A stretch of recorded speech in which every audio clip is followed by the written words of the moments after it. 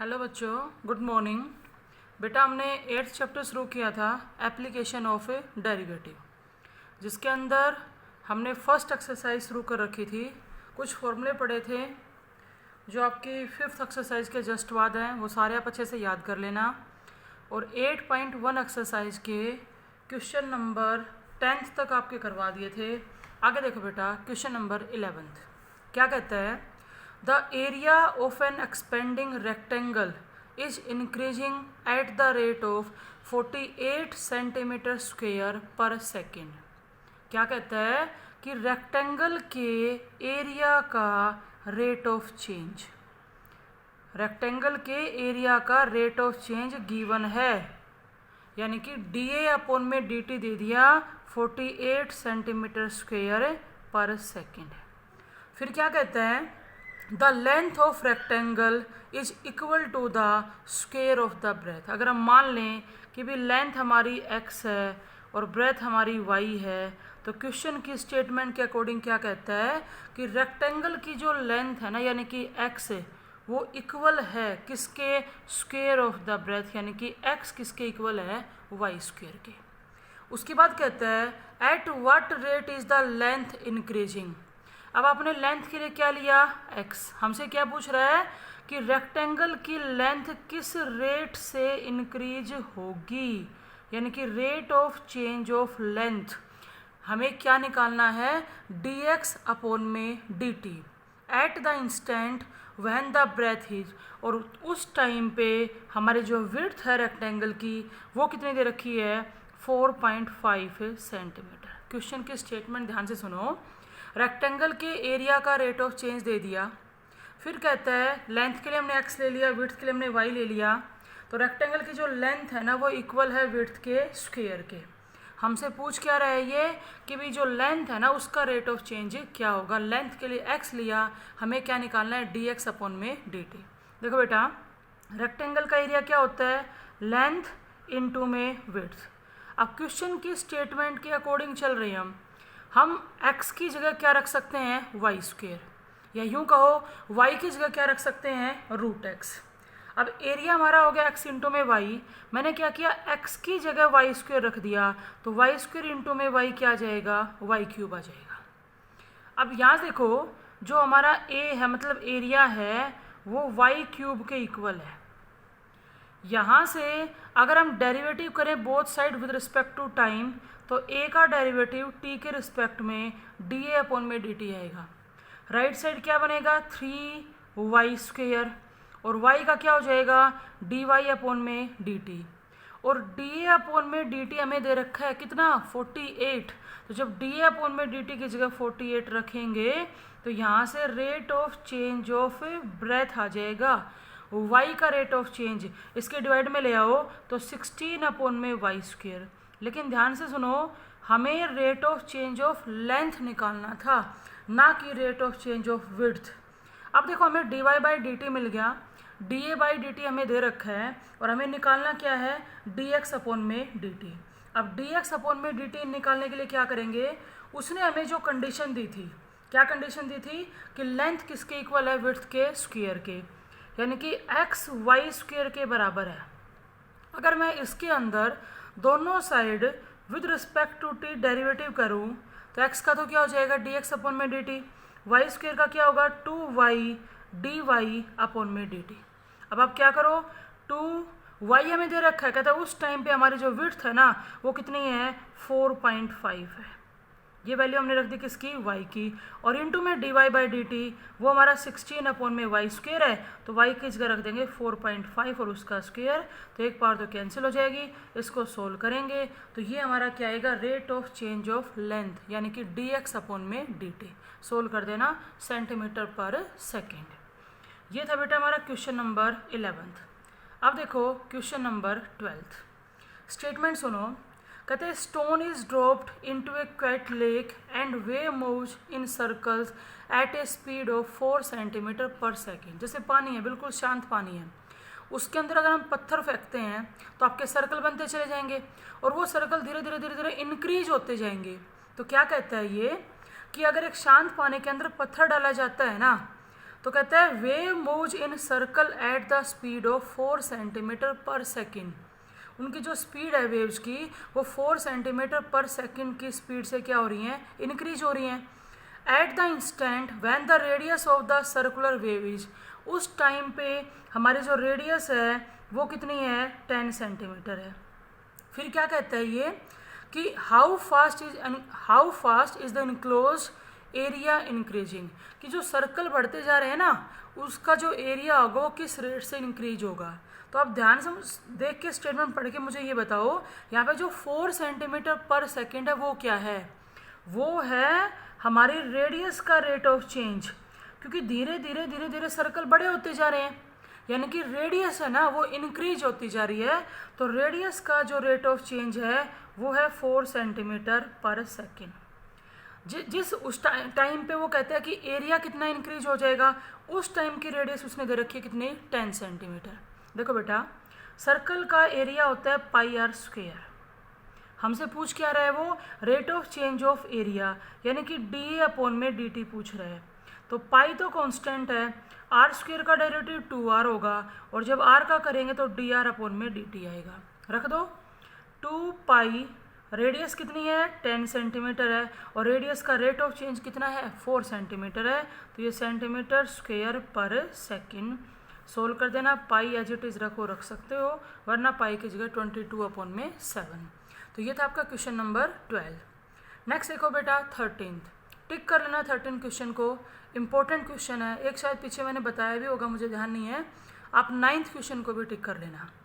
देखो बेटा 13th question में क्या कहता है, ये कहते हैं मैन 160 सेंटीमीटर टाल, एक आदमी है वो 160 सेंटीमीटर लंबा है।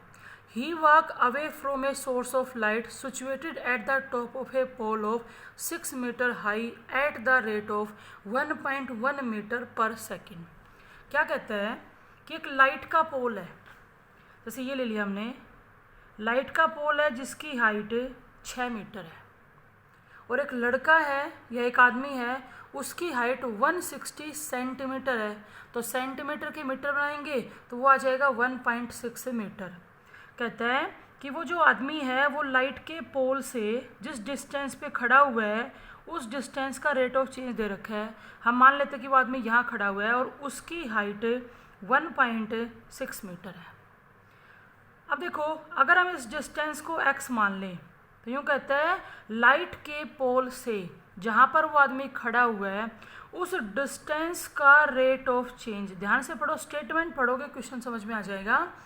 कहता है a source of light situated at a top of a pole 6 metre height at the rate of 1.1 metre per second, यानी कि इस डिस्टेंस का जो रेट ऑफ चेंज है वो 1.1 मीटर पर सेकेंड है।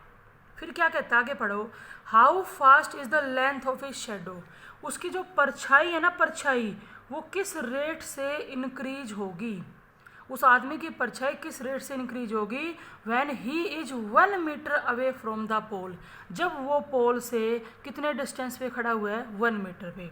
यानी कि अगर हम इस डिस्टेंस की बात करें जिसको हमने x नाम दिया, ये हमारा कितना है 1 मीटर है। पूछ क्या रहा है हमसे कि उसकी जो शेडो इंक्रीज हो रही है ना वो किस रेट से इंक्रीज होगी। देखो बेटा, हम मान लेते हैं ये जो डिस्टेंस है ना यहाँ से यहाँ तक का, ये y है, पोल की हाइट थी 6 मीटर, उस आदमी की हाइट थी 1.6 मीटर, पॉइंट रख लो, ये A ले लिया, ये B, C, D और ये E ले लो, ठीक है।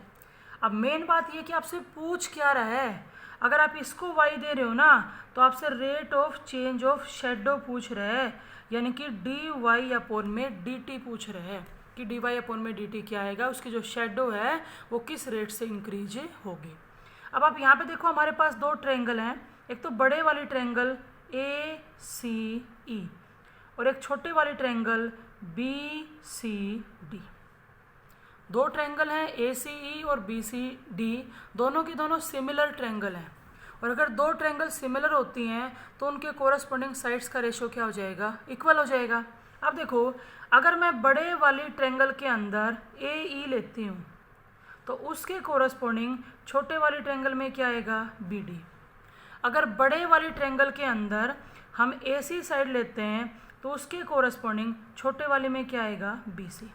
दो सिमिलर ट्रायंगल के कोरस्पॉन्डिंग साइड्स का रेशियो क्या होगा, सेम होगा। अब देखो AE, ये तो पोल की हाइट है, कितनी है, 6 मीटर। BD, अब BD उस लड़के की हाइट है, उस आदमी की हाइट है, वो कितनी है, 1.6 मीटर। इक्वल टू AC, तो AC तो AB प्लस BC से बना है, तो ये क्या हो जाएगा, x प्लस में y हो जाएगा। और नीचे में क्या चाहिए, BC, और BC हमारा क्या है, y है। सोल्व कर लेते हैं। हमने क्रॉस मल्टीप्लाई कर दी, या इस पॉइंट को आप हटाना चाहो तो हटा लो। ये पॉइंट यहाँ लिख रही हूँ, 6 था अपॉन में 16, पॉइंट हटाने के लिए यहाँ 10 लिख दिया। x प्लस वाई अपॉन में y, करो कैंसिल। 2 से करेंगे 3 आएगा, ये 8 आएगा, ये 2 से करेंगे 4 आएगा, ये 5 आएगा। जब हमने क्रॉस मल्टीप्लाई की तो 15y equal to 4x plus में 4y, 4y को लेफ्ट साइड लेके गए तो 11y इक्वल टू क्या आ गया, 4x। इसके अंदर both side with respect to t derivative कर दो, तो 11 तो एज इट इज, और y का हो जाएगा dy अपॉन में dt, 4 एज इट इज, और x का हो जाएगा dx अपॉन में dt। अब dx अपॉन में dt दे रखा है, उस पोल से जहाँ पर वो आदमी खड़ा हुआ है उस डिस्टेंस का रेट ऑफ चेंज कितना था, 1.1। तो यहाँ से देखो, जब हम dy अपॉन में dt निकालेंगे तो 4 के अपॉन में 11 चला गया, और इंटू में dx अपॉन dt कितना है, 1.1। सोल्व कर लो इसको, तो ये 1.1 जब आपने पॉइंट हटाया तो 11 से 11 तो कैंसिल हो जाएगा, और ये हमारा कितना आएगा, 0.4 आ जाएगा सेंटीमीटर पर सेकंड। ये है कि उसकी जो शेडो है वो किस रेट से इंक्रीज होगी। क्वेश्चन इंपॉर्टेंट है, बिल्कुल सेम ऐसा ही आपको एक एग्जाम्पल भी मिलेगा, वो भी आप निकाल के देखना। नेक्स्ट देखो बेटा, क्वेश्चन नंबर 14, एक कर्व दे दिया y equal to 2/3 x cube plus में 1। क्या कहता है, इस कर्व पे लाई करने वाला पॉइंट निकालो। पॉइंट यानी कि आपको x और y की क्या निकालनी है, वैल्यू। अब इसकी कंडीशन सुनो क्या कहता है। देखो, एक वर्ड यूज करते हैं हम एब्सिसा, और एक वर्ड यूज करते हैं हम ऑर्डिनेट। तो एब्सिसा तो यूज किसके लिए होता है, x एक्सिस के लिए, और ऑर्डिनेट किसके लिए होता है, y एक्सिस के लिए। क्या कहता है ये कि find the point on the curve at which the y coordinate is changing. y coordinate in changing का मतलब है dy अपॉन में dt, rate of change of y is twice as fast as x coordinate, equal है 2 times of rate of change of x के। ये question की statement में आपको दे रखा है। इस कर्व पे लाई करने वाला पॉइंट आपसे पूछा गया है। हमने क्या किया, इसके अंदर दोनों साइड डेरिवेटिव किया विद रिस्पेक्ट टू टाइम, तो y का तो हो जाएगा dy by dt, 2/3 constant, x cube का 3x स्क्वेयर, x का dx अपॉन में dt, 1 का क्या हो जाएगा, 0। और उसकी दी हुई कंडीशन को यूज कर लो आप, dy बाई dt की जगह 2 टाइम्स ऑफ dx अपॉन में dt रख दो। रखो यहाँ पे 2 इंटू में dx अपॉन में dt इक्वल टू 3 से 3 कैंसिल हो गया, 2x स्क्वेयर, और ये dx अपॉन में dt, तो 2 से 2 कैंसिल हो गया, dx अपॉन dt से dx अपॉन dt कैंसिल हो गया, x स्क्वेयर इक्वल टू 1, तो x की वैल्यू क्या आ गई, +-1। हमें पॉइंट निकालना था, तो आप कर्व में चले जाओ। कर्व हमारा क्या है, y equal to 2/3 x cube plus में 1। जब तुम x को 1 लोगे तो y क्या आएगा, देखो ये बन गया 2/3 प्लस में 1, एलसीएम आ गया 3, तो ये आएगा 5/3, यानी कि एक तो पॉइंट क्या बनेगा, 1 5/3। दूसरा हम x को क्या लेंगे, -1। जब तुम x को -1 लोगे तो y आ जाएगा 1/3, तो दूसरा पॉइंट हो जाएगा -1 1/3। कर्व पे लाई करने वाले पॉइंट पूछ रहा था जो हमने निकाल लिए। इसी का सेकंड पार्ट सुनो बेटा। कर्व दे रहा है Y square equal to 8x, और ध्यान से क्वेश्चन के स्टेटमेंट में देखो, कहते हैं फॉर विच द एब्सिसा, यानी कि rate of change of x equal दे रखा है rate of change of ordinate यानी कि y। अब इस क्वेश्चन में क्या कंडीशन है कि dx अपॉन में dt बराबर है dy अपॉन में dt के, तो अब इसमें कर दो आप दोनों साइड डेरिवेटिव, वाई स्क्वेयर का 2y, y का dy बाई dt, 8 इंटू में x का क्या हो जाएगा, dx अपॉन में dt। कहते हैं dy बाई dt बराबर है dx बाई dt के, रखेंगे तो फिर वो कट जाएगा, तो यहाँ से y की वैल्यू कितनी आएगी, 4। y की वैल्यू आप यहाँ रख दो, 4 का स्क्वायर कितना हो गया, 16, इक्वल टू था 8x, तो हमारा x कितना आ गया, 2। तो पॉइंट हमसे पूछ रहा है, तो x तो है 2 और y क्या है, 4। ये वो पॉइंट है जो कर्व पे क्या करता है, लाई करता है।